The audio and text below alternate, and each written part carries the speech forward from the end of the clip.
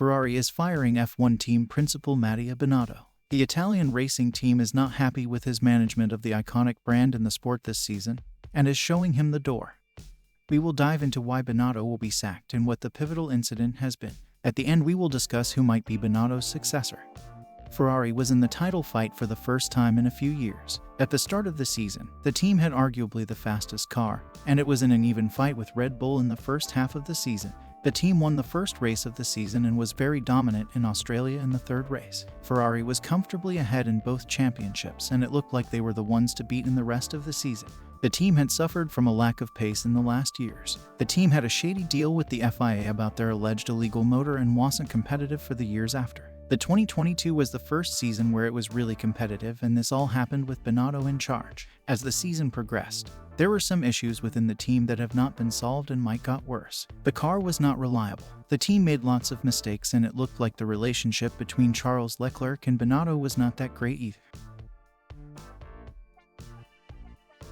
The car that Ferrari has produced for this season was quick from the get-go.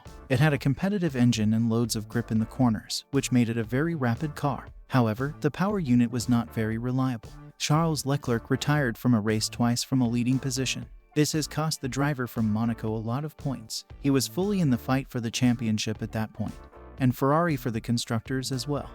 Carlos Sainz has lost a lot of points to poor reliability as well. He retired from the race in Azerbaijan, and in Austria his engine was literally on fire. All these DNFs cost the team at least 60 points during the season. Binotto is ultimately responsible for the entire team, including the reliability of the car. Even though the reliability has been a factor, it was not the most important one.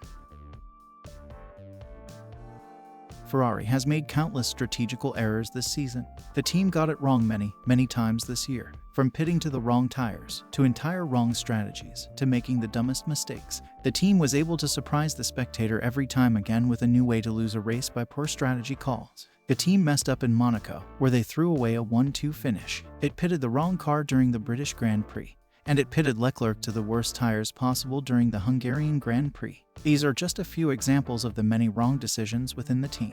It looks like the team hasn't been able to learn from all these mistakes. Binotto defended his team every time and didn't want to fire anyone because of the poor strategy calls. But he often said that the team didn't make a mistake at all, even when it was clearly the case. But the fact that Leclerc was the only one on intermediates during qualifying in Brazil has been the nail in the coffin. This jeopardized the entire race and was such a big mistake. Ferrari couldn't even call their driver into pit on time.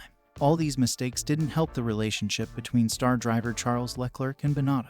It sometimes looked like Leclerc didn't take Binotto seriously anymore. Because of all these big mistakes and friction within the team, Binotto is fired. Ferrari has been falling behind Red Bull, pace-wise, and might even finish third in the Constructors' Championship. Mercedes can finish second this race, even though they haven't been competitive for wins for almost the entire season. This is unacceptable for a team like Ferrari, especially when you start the season with the quickest car. There is one big candidate to fill in the new job of team principal at Ferrari. Fred Vasseur is the #1 candidate for the job. The current boss at Alfa Romeo has done an excellent job at the team and might be in for a promotion to one of the big teams. The Frenchman was approached by Ferrari last year, but that didn't happen eventually. Vasseur has been very successful with a RT and was very important for the rise of his current team in F1. He made the Swiss team competitive again and pushed the team forwards. He made the important call to make a deal with Alfa Romeo and was also very important in setting up the new collaboration with Audi. Vasseur has a lot of charisma and is very clever in managing people. We will get confirmation about this very shortly. Does Binotto deserve to be fired? And is Vasseur the ideal team boss for Ferrari? Let us know in the comments. That is all we got for you this time, but we will be back with more soon. If you liked this video, please click like. If you want to stay up to date on the latest F1 news, please subscribe to our channel. If you want to watch another video, click on the box to the left. We will see you next time.